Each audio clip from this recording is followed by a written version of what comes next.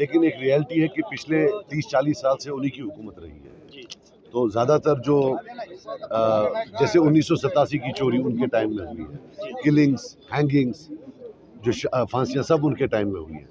तो उनकी नहीं बात करें तो किसकी बात करें? यहाँ जो रीजनल पार्टी है, जो दिल्ली से मिलकर जिसने सबसे ज़्यादा जो एट्रॉसिटीज़ की है, वो हैं, तो कैसे वो तो नहीं कर। और हम पर कोई पर्सनल टारगेट करे पिछले 2 महीने से, तो आपको मैंने सुना नहीं।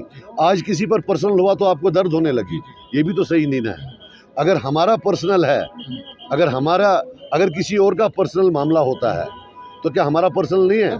हम क्या रास्ते पर पड़ क्या पत्थर से पैदा हुए हैं? तो वो ठीक है, उसमें आप देखिए पहले किसने शुरू किया, हु स्टार्टेड फर्स्ट, वो देखिए। बाकी आज के बाद जो टारगेट करेगा तो हम पर्सनल जाएंगे। कोई हमारी जात पर करेगा, व्हाट इज दिस? हिंदुस्तान का सबसे जो प्रोटेक्टेड पर्सन है वो ये बाप बेटा है।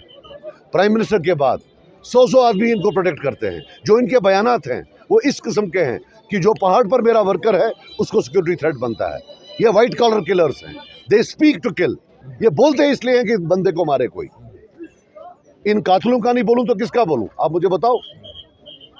आपने देखा मैं हूं यहाँ, मेरे पर बड़ी तोहमत है कि मैं जी कोई आपने कोई देखी ऐसी? इन बाप बेटों में कोई होता यहाँ किलोमीटरों तक किसी को घुसने नहीं दे सकते, परिंदे को रिमूव करने देते हैं। और वो लोग फिर ऐसे बयान दें जिसे मेरे ये वर्कर जो हैं, मेरे लीडरान जो हैं, ये चालकू साहब हमारे कॉन्स्टिट्यूंसी, इनको तो एक बंदा भी प्रोटेक्ट नहीं करता है। ये मेरा डिस्ट्रिक्ट प्रेसिडेंट है, एक बंदा इसको प्रोटेक्ट नहीं करता है।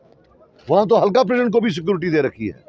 बात सिक्योरिटी की नहीं है, बात यह है कि ये बंदे जो सिक्योरिटी में बैठकर ऐसे बयान देते हैं जिससे कि बाकी वर्ग जो जिस पार्टी के खिलाफ बोलते हैं, दे स्पीक टू किल। साहब 30 साल में 1 लाख लोग मरा है, उसमें से 10,000 इसी तरह मरा है, बयानों से, गॉसिप से। Don't take it lightly. ये कोई इनोसेंट लोग नहीं है, they know what happens. Sajjad साहब, एक तरफ नेशनल कॉन्फ्रेंस जो है बीजेपी के खिलाफ इलेक्शन में हिस्सा ले रही है और मुसलमानों के खिलाफ बीजेपी को बता। आप उमर साहब से पूछिए, ये फारूक साहब से पूछिए कि हाउ कैन दे, जो लोग शिवसेना के हाथों मरे हैं मुंबई राइट्स में, उनको उनकी कब्रों के साथ ही क्या कर रहे हैं? और खैर ऐसा तो है नहीं, मुंबई राइट्स के बाद तो ये बीजेपी के साथ बैठे थे। तब पहले कॉमर्स मिनिस्टर थे, फिर फॉरेन मिनिस्टर थे। और ये तो तब था जब दिन में यहाँ 30-30 आदमी मरते थे। इनको तब शर्म नहीं आई तो आज क्या आएगी? So there is no contradiction in them. It's only that ये जो गुड एंड बैड हो गया है, that anybody NC allies with is good. The moment they don't ally with them, they are bad. This good and bad of Kashmiri politics has now translated into a joke. Sir हमेशा रहेगा ना बेटा, non political कैसे बनेगा? Sir कितना चल रहे थे आप? मैंने परसों कुछ आंकड़े रखे। 1982 में इन्होंने 65% वोट लिया है। 2019 में इन्होंने लिया है 29% वोट। हमने 1982 में तब लिया था कोई 8% वोट कि 9%। लास्ट टाइम हमने 25% लिया है। इंशाल्लाह आज हम 35-40% लेंगे। बट नदामत से हम लोगों के पास जाएंगे।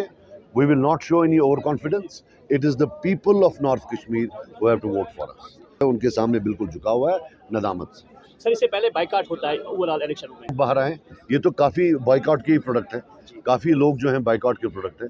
तो वो वाली इंडस्ट्री भी जो फिर बंद हो जाएगी। Thank you sir. देखो आप मेरी बात सुनो, बहुत अच्छा आपने सवाल पूछा।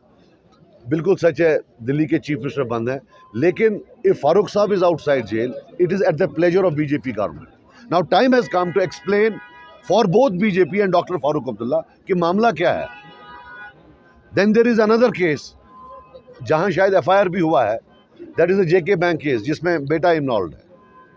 इतनी मेहरबानियां किस लिए एक दूसरे पर कर रहे हैं? सिर्फ इसलिए कि जो बयानात, पोलराइजिंग बयानात पूरे हिंदुस्तान में चाहिए होते हैं, वो नेशनल कॉन्फ्रेंस करती है, वो नेशनल पॉलिसी इशू करती है। खुदा का वास्ता लोग जागे और उठे कि कश्मीर का मामला नहीं, अब तो ये नासूर बन गए हैं पूरे हिंदुस्तान के मुसलमानों के।